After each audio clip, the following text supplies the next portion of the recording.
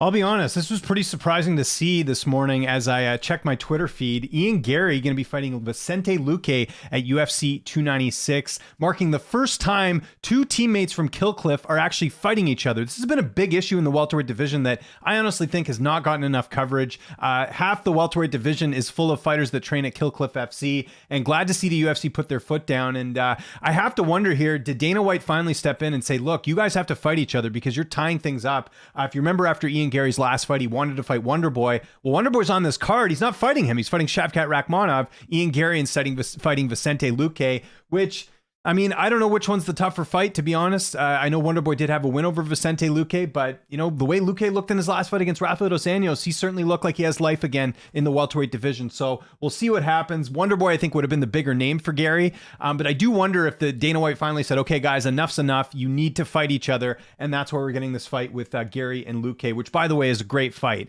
And this was a fight that I suggested after Gary's win over Neil Magny, because if you look at the rankings right now, Ian Gary is currently ranked number 11. You got Luque ranked number 10. I mean, it makes perfect sense, right? And Luque at this point is a veteran in his career. Gary, an up-and-comer. He's got to continue to get fights like this. And, you know, in terms of the optics of this fight, it'll be a nice win on his resume if Ian Gary does end up pulling this one off. He is going to be the favorite in this fight. If I had to guess, by the way, looking at these two fighters, I would say Gary's going to be about a 2-1 favorite, right? You look at the age, especially 25 years old. Vicente Luque getting up there a little bit. He's 31, not too old, but again, they'll look at that. And the fact that Gary, you know, is getting a big push here. One thing I will give Gary credit for, he is very active in the division, and that's a good thing to see. You know, UFC's obviously trying to get this division moving. It's been at a bit of a standstill for a while. So good to see this match put together here. But yeah, this is the first time we've seen teammates fight each other. And, you know, there's been plenty of situations in the past when this could have happened. Like Burns and Luque should have fought at some point. You've got Shavkat and Burns. You got Usman. I mean, the fight I suggested after Ian Gary's last fight was Usman. And my argument for that was basically that if Gary wants to be this, you know, Conor McGregor, which is kind of advertising himself as, you got to get, if you want to fast track yourself to a title shot, that's the way to do it, is to fight Kamaru Usman. And, you know, Usman wanted Wonder Boy as well. It seems like everyone wants to fight Wonder Boy, and that's not what ended up happening. So I'm really interested to see who Usman fights now. They're going to have to figure that out. And, you know, there's obviously a few other names, Gilbert Burns, Jeff Neal, Sean Brady, although we're hearing Brady might be fighting Kelvin Gastelum. So, yeah, just optically, this fight makes a lot of sense for the rankings. And like I said, I think it's a good sign that the UFC is finally telling the guys over at Kill Cliff, hey, you got to fight each other. It doesn't matter if it's for a title or not. I personally think they did step in. I don't think Ian Gary wanted to fight Vicente Luque and vice versa. Not because he's scared of him, but I don't think teammates want to fight each other when there's not a title on the line or there's some big contender fight here. And that's neither. I mean, this is a good fight for Gary, but I don't think this is, I mean, it might be. Maybe if he beats, if you know, if he finishes Luque, maybe he starts getting into that top 5 conversation here, right? It's 10 versus 11. Maybe this is the fight that does that. But I would think Gary's a couple fights away from being in title contention. Even with this fight here. Let's do a quick tail of the tape and then I'll give you my early pick on this one. So you can see there, Ian Gary, 25 years old, 6'3" with a 74-inch reach. Vicente Luque, 31, 5'11" with a 76-inch reach. So they both have, actually, it's going to be Luque with the reach advantage. Gary taller. Actually, Gary's pretty tall for the division at 6'3". And then you can see there a bit of an age gap there, 31 years old for Luque. Ian Gary, just 25 years old. I will be doing an early look, in-depth preview on this fight as well. But, you know, I always like to, as soon as we hear fight bookings, I like to give my quick opinion on these fights because I'm going to get asked about it and might as well give my opinion on this. Of course, in Gary's last fight, he defeated Neil Magny, which, you know, good win. Not a great win, though, right? And kind of my, you know, people think I'm hard on Ian Gary. The only reason I'm hard on Ian Gary is because he's trying to make himself to be the next Conor McGregor.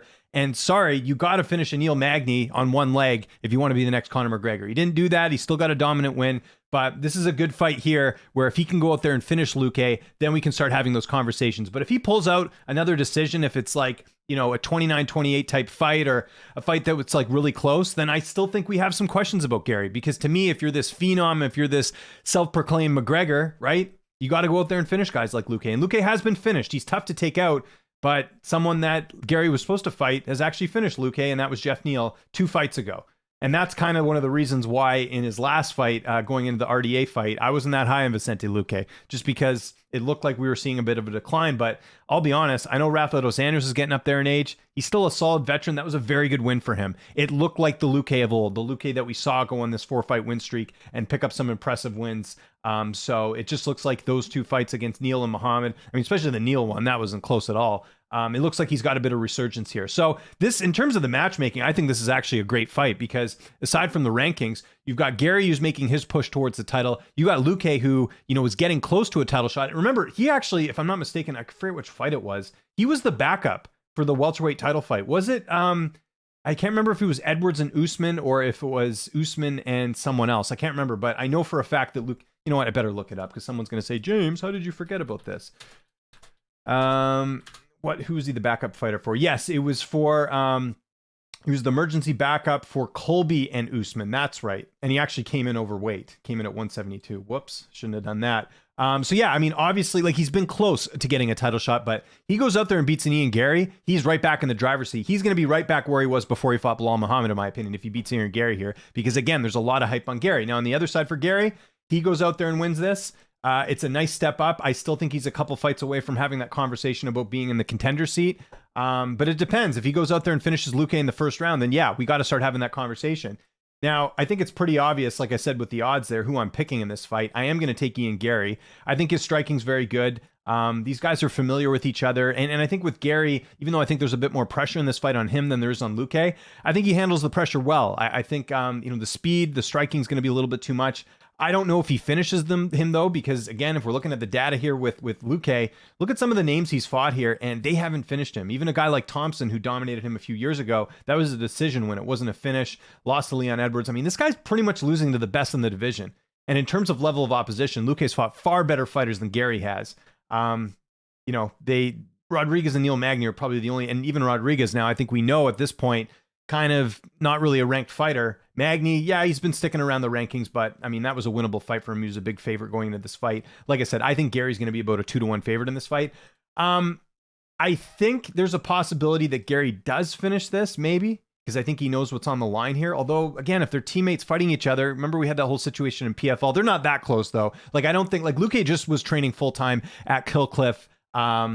I think before or after his last fight, I think the Jeff Neal fight, if I'm not mistaken, Luque was there full time in Florida training at Kill Cliff. With Gary, I know he split camp, right? He worked a bit with Oliveira in his last camp and then went over to Kill Cliff. By the way, who's going to not train here? I'm assuming it's Gary, because Luque actually moved to Florida. He lives there full time. I think Gary would be the one who couldn't train here unless they're going to do like an ATT situation like they had with Arman and Joaquim Silva, where they just train on separate ends of the gym. But I have a feeling that Gary probably won't train at Kill Cliff. That's the other thing we got to mention here too. But yeah, as far as a pick, I'm going to take Ian Gary. Listen, as much as I criticize Ian Gary, he is a very good fighter. I've never denied that. I just think that, again, if you're coming with the advertisement that you're Conor McGregor, the Conor McGregor 2.0, you got to show a little bit better than, beating a guy on one leg to a decision. You got to go out there and actually finish. And Magny has been finished a number of times too. That was my big argument in that other video. So yeah, I think likely it's a decision he'll win. Because again, if you look at most of Gary's fights here, they do go the distance. Just the one finish over, well, I guess he's had two. Keenan Song and Rodriguez were two finishes. But you remember there was a couple decisions here over like Darian Weeks and Gabe Green. Right? So I could see it potentially going the distance. If not, I think it'll be a later finish. Like if you look at Luque traditionally when he's been done, like even when he got finished by Jeff Neal, that was a 3rd round finish. Overall, this is a guy that is pretty tough to finish overall. Like even if you look at some of his stoppage losses earlier in his career, they're usually a bit later, right? He's not like a 1st round stoppage loss guy. So I would look at maybe the over in this fight as well. I do think the fight could go a little bit longer and we'll see. I think Luque can crack. Luque's got knockout power. Like Luque is a much bigger threat to Ian Gary than Neil Magny is. That's why I think the odds will be a little bit closer. Like I think Gary will probably be like a 2-1 favorite. Might even be less than that. I don't know, because Luque in his last fight looked pretty good, man. Really good. Again, RDA, a pretty solid veteran overall. So it'll be interesting. Can Luque crack Gary? We'll see. That's what the big question in this is. And conversely, where's Luque's chin at this point? Again, Jeff Neal, like I said, made him look like an amateur in that fight, but then the fight after, he looks unbelievable against RDA. So I'm going to pick Ian Gary by decision, but I'm going to dig into this one a little bit more when we do my early look preview. So a couple things about this. First off, was this the fight to make? Do you think this fight makes a lot of sense? I do.